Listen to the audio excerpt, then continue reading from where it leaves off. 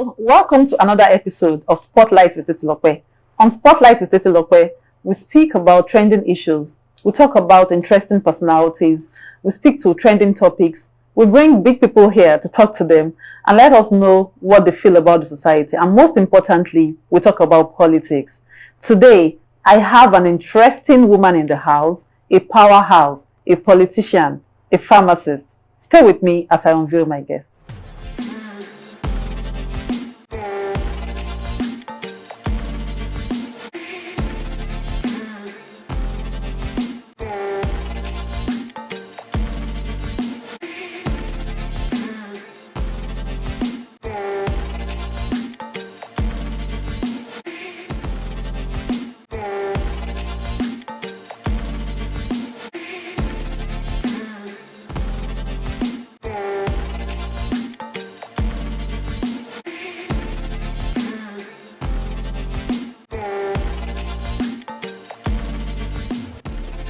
I have with me today a powerhouse, an Amazon, someone who is a role model to many other young girls like her, who are looking up to her and saying that, oh, she can do this. Because she's doing this, they also have the hope. They also know that there is a possibility of them becoming the person that she is today. I'm speaking about no other person than pharmacist Olamide Agbomeji Ojo Phillips. Thank you for joining me today. Thank you for having me. So I've read so much about you. I've heard a lot about you. I've seen your posters in town, and every time I see your poster, I say, who is this beautiful lady and what is she doing in politics? That is not to say that beautiful women should not be in politics, of course, but I just want to understand what inspired you into politics. But before you answer that question, can you tell me a bit about your background? Okay, like you rightly introduced, my name is pharmacist Olamide Agbomeji Ojo Phillips. I'm a pharmacist by profession. I'm an event planner by career. I've been into event planning for over 18 years. I also own a beauty store where we sell beauty products. Obviously. Yes. Then I have a foundation called the Agbomeji Foundation. Okay. I belong to the organization referred to as Involving Women in Politics, EWI. And I hail from Oyo State, Ibadan, Southwest specifically, Gege.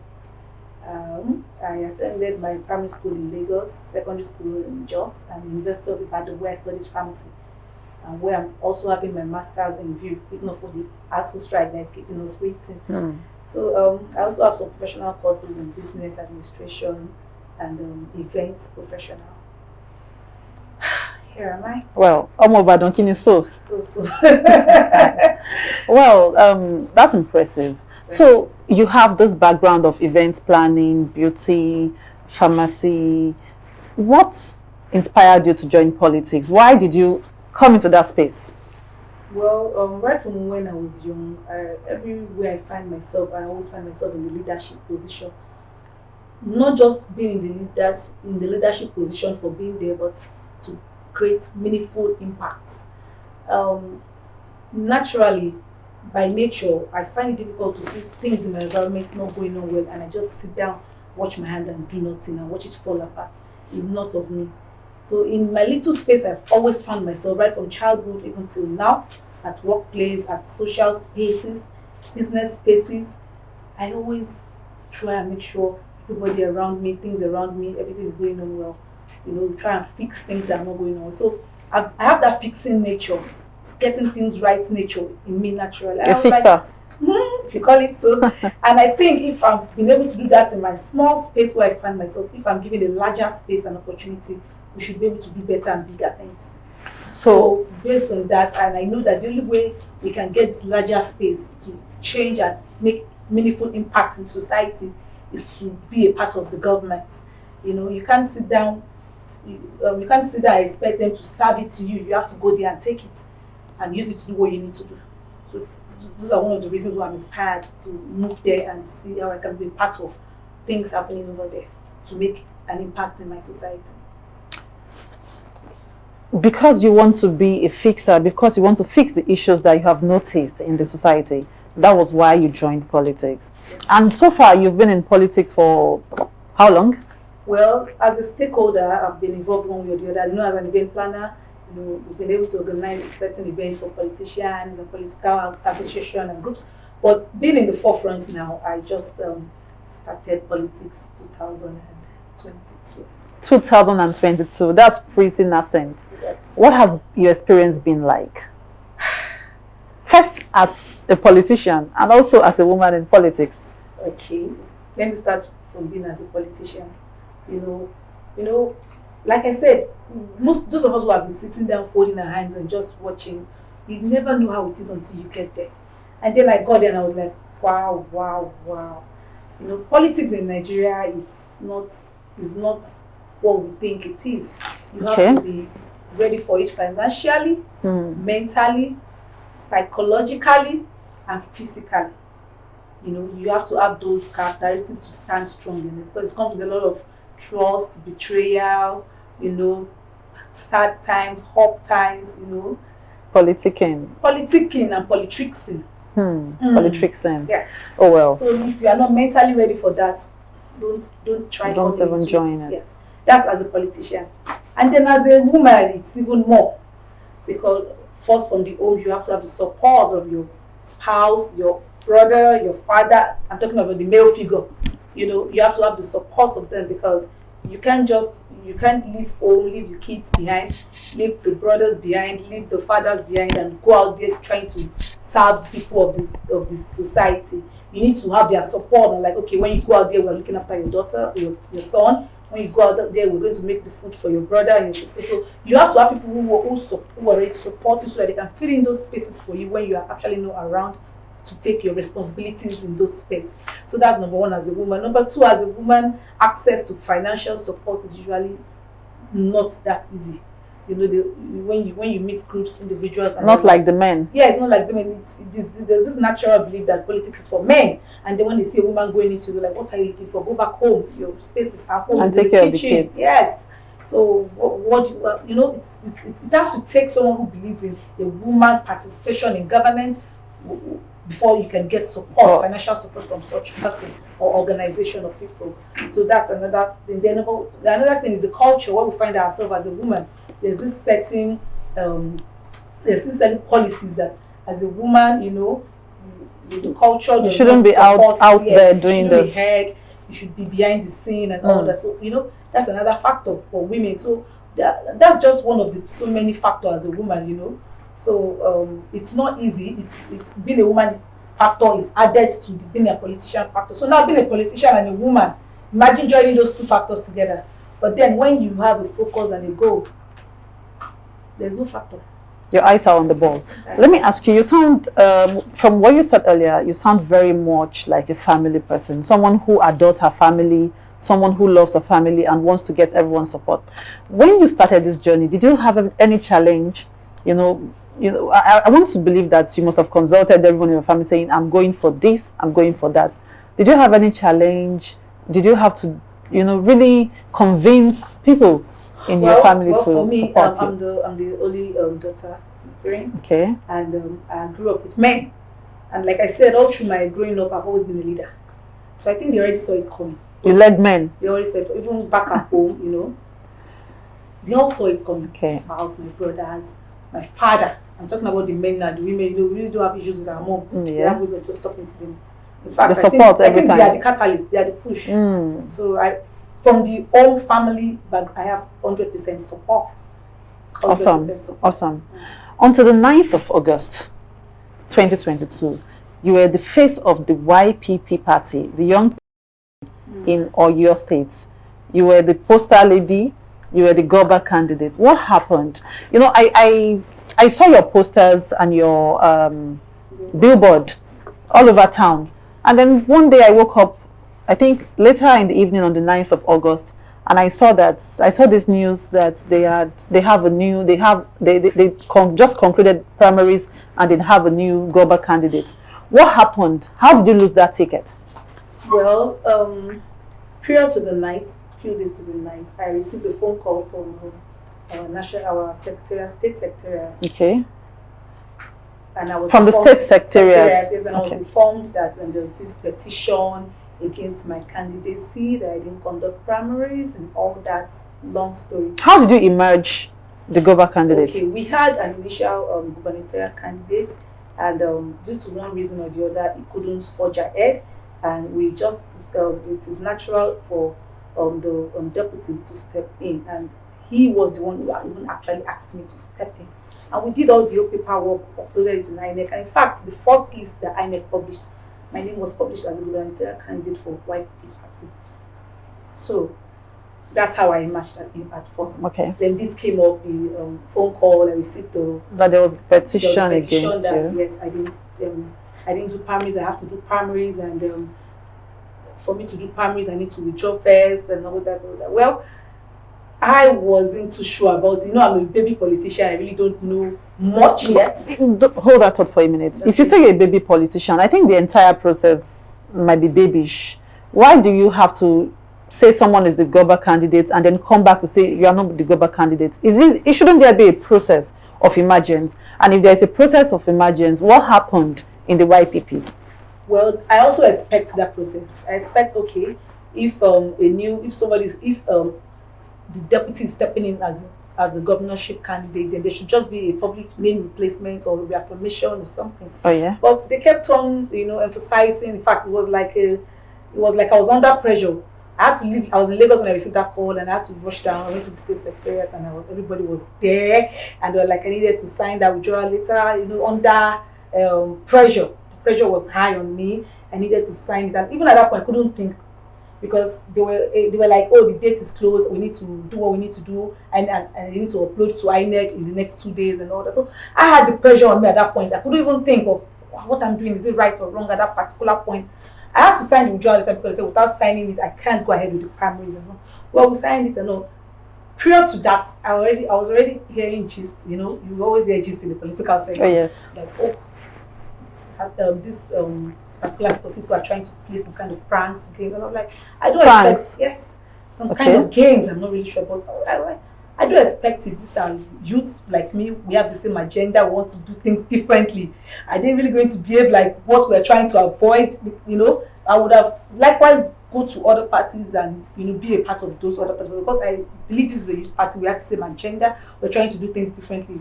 So I didn't believe, not until the 9th of August, on the day of the primaries, and I got there.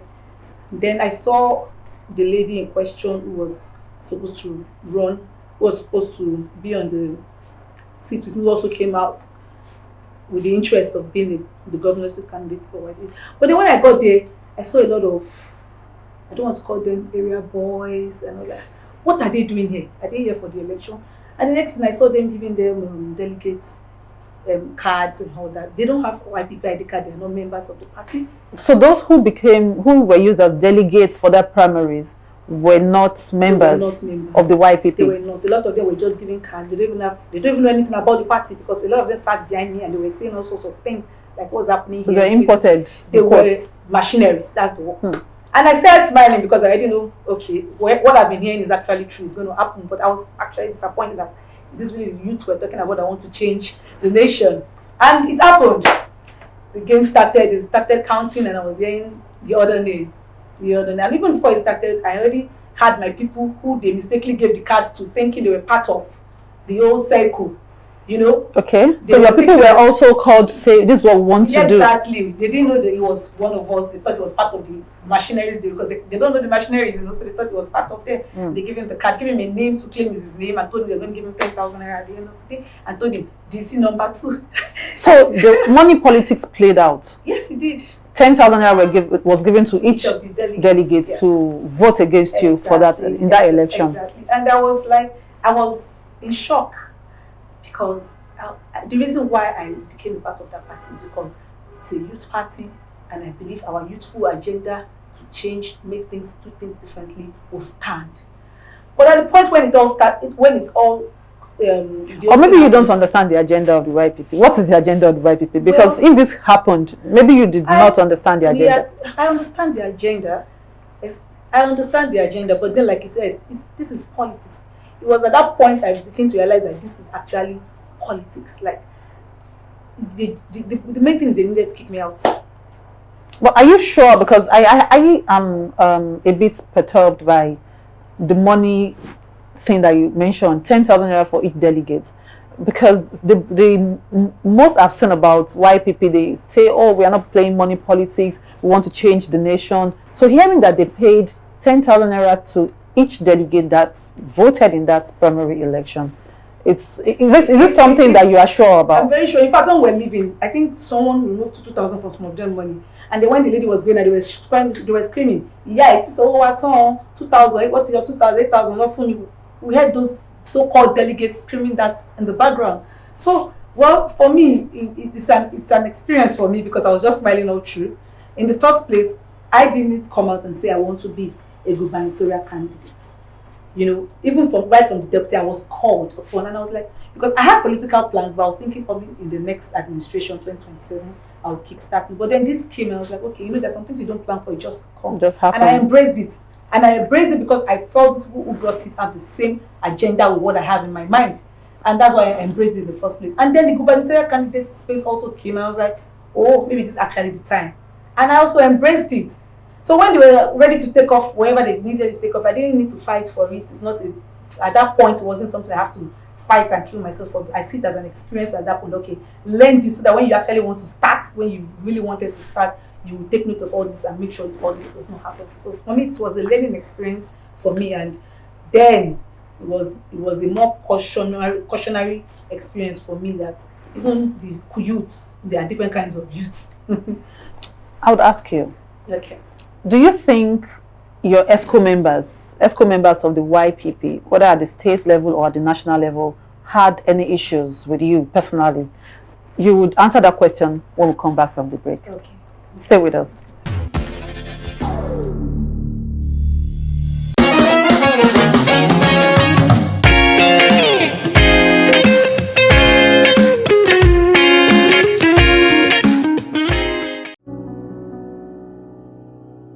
Have you ever thought of a place where optimum health and wellness is delivered?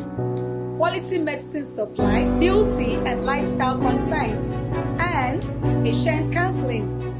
Yes, welcome to Green Plus Pharmacy, a place where the total health and wellness of our customers are our major concern. I am pharmacist Olamide A. Ojo Phillips, the chief pharmacist at Green Plus Pharmacy Nigeria, a one-stop shop for all your health needs.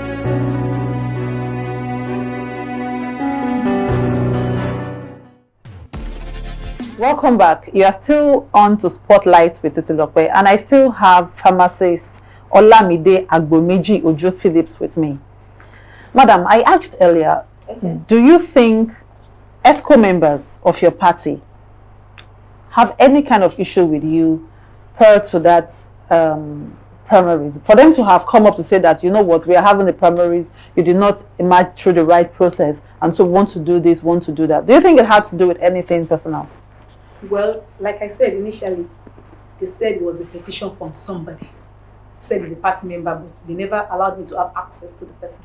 But you know, from essays, you know, in politics you have essays. You will. I had issues like she doesn't look like someone we can control. Oh. Yes, she doesn't look like someone we can control. She doesn't look like someone who's going to listen to us. Who are those who want to control the governor? I really don't understand. She doesn't look like someone who can listen to us. She doesn't look like someone she looks like somebody who is going to be very hard. You have a very strong personality, yes, and it was a problem. They had issues with my personality. Interesting. But then I'm a bit disappointed, because when like I said earlier, when I saw your face, I did a bit of reading about you, and I said, oh, this person looks like a very good candidate. And so when I saw the news, I said, oh, okay, what happened? And then I saw that you were replaced with another woman. So I said, okay, then there must be something happening in this space. So if they have a problem with your personality, well, they have their reasons. But if they truly, like you said, there was a petition and all of that, I also expect that you being the face of the party, at least for that short period of time, would, you know, floor anyone who comes into that space. So what was the result like? You had 3 votes, according to what I read. Well, I had 3 votes, and the 3 votes were from people they mistakenly picked from my own space and gave delegate cards. So you were not supposed to even have any votes? None. Wow. This experience, for anyone who is not very strong, would be very depressing. Mm. It would be very depressing. So how have you been able to manage, you know, this whole thing? Well, for me, even before this, years back, I have my own personal structure for what I want to do for the society. You know, I have my independent structure represented in all local governments.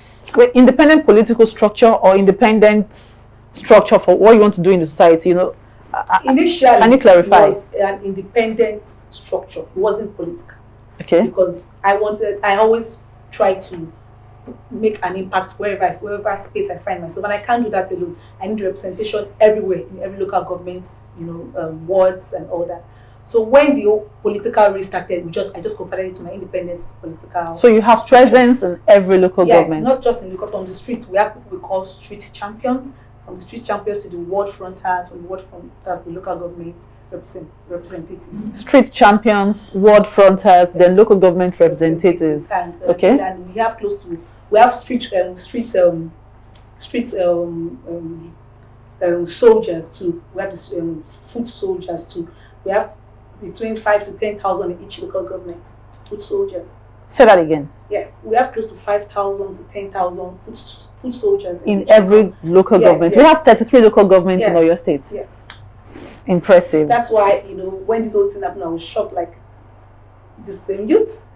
Okay, so is there a name for your structure? Yes, we call it the Switch Initiative. Switch Initiative. Yes, Switch Up Initiative. Yes, Switch Up. Oh, interesting. So I'm very interested in this Switch Up Initiative because you said you have 5,000 to 10,000 foot soldiers in every local government. Yes. So if you multiply that by 33 local governments, you know what the number is. Yes, we have a very strong structure. Like I told you, the structure has been existing even before you got into this political space. So what's going to happen to your structure now that you have your party, the YPP, has a new governor candidate? Are you bringing your structure to support her? What are your plans? Are you leaving the party? Are you defecting? Are you in touch with other party?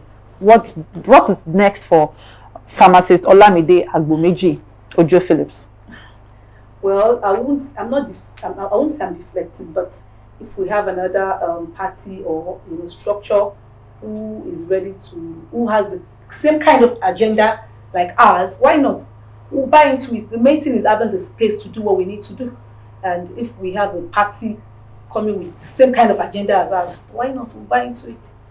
If you have a party that approaches you with the agenda that you have for the people, you will support that party. We would, of course, as long as the agenda is aligned. All we need is just a space. In black and white, that means the YPP might lose you. Well, I as a human would not associate, and as a youth, my agenda would not associate with rigging, lies, betrayal. So I don't think my agenda and my structure would want to associate with anybody, not just even the YPP, that is into that kind of structure. We will not associate ourselves with it. Well, Switch Up Initiative. I want to be, do you have online presence? If people want to join your movement, the Switch Up Initiative, how do they join? Is there someone they can talk to? Is there a phone number they can call? Yes, we have an email and we have a social media handle. So you just contact us through our social media handle or the email. Can you call out the email?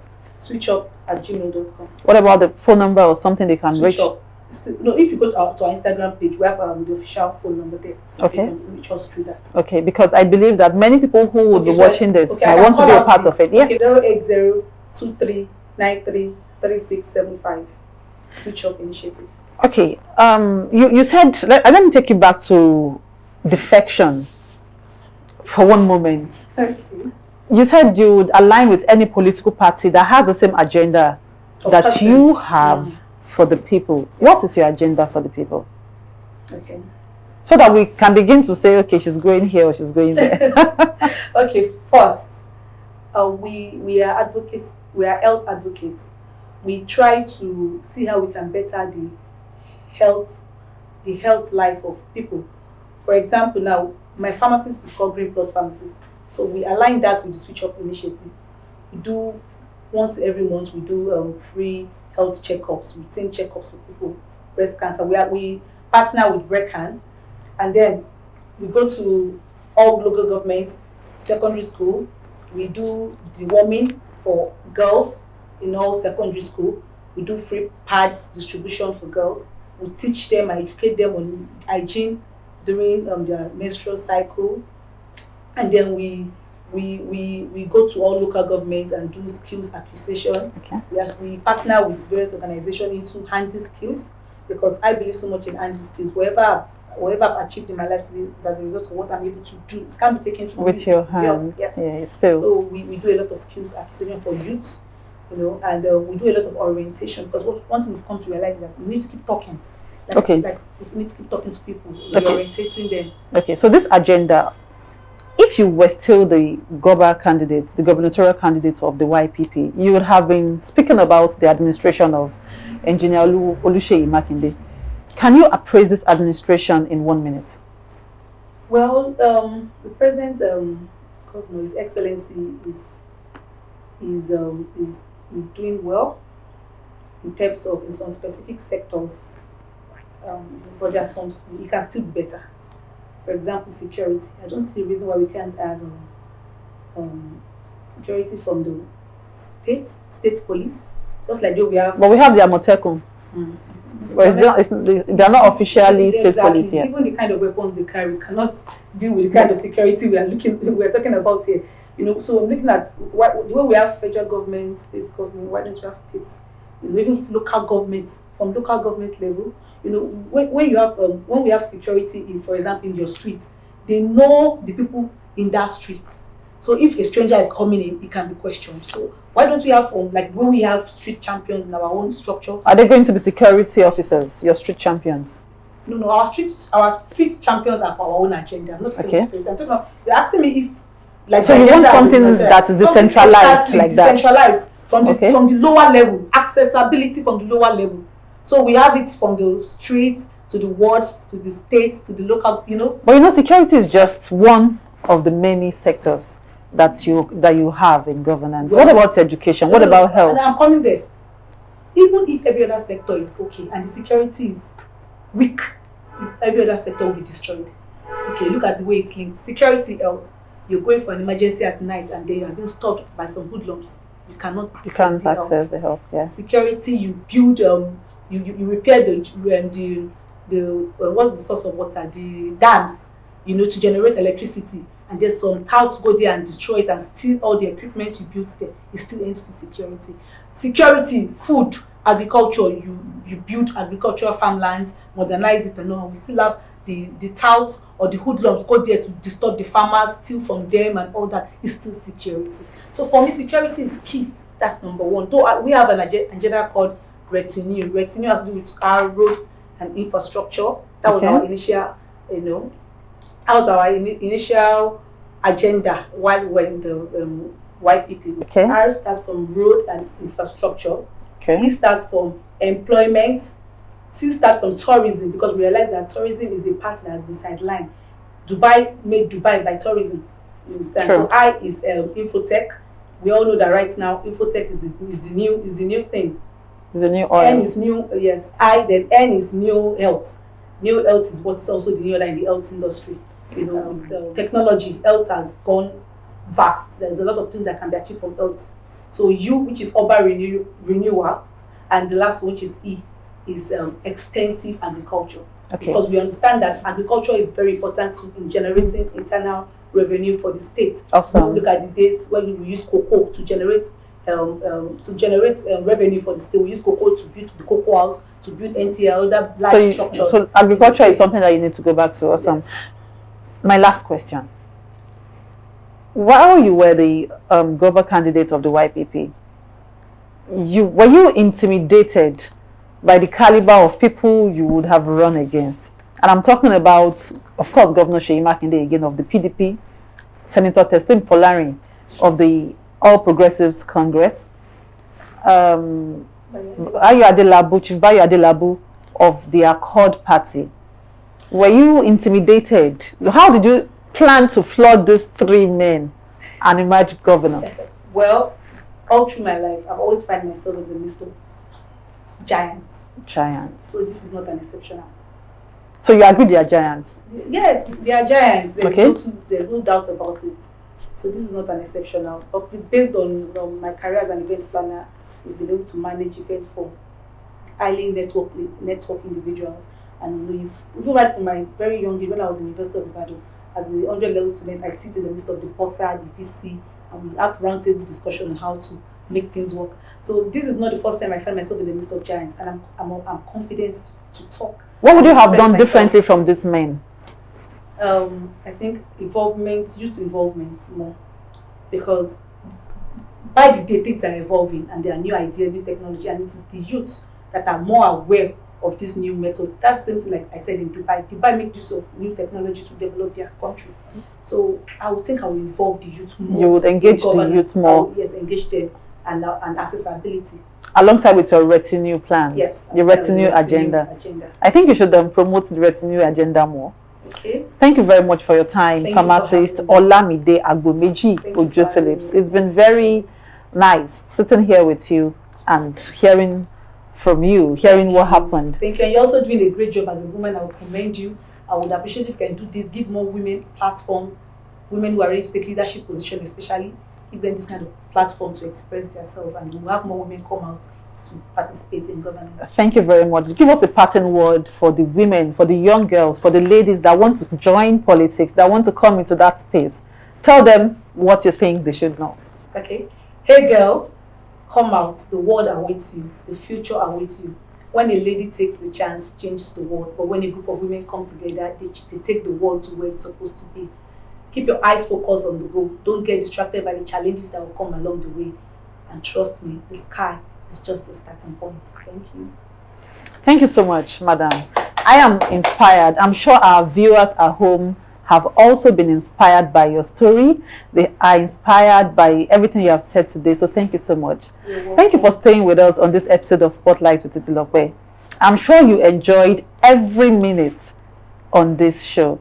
Stay with us as we bring you more interesting personalities, as we come up with discussions that affect us in the society, as we discuss politics. Thank you. Bye.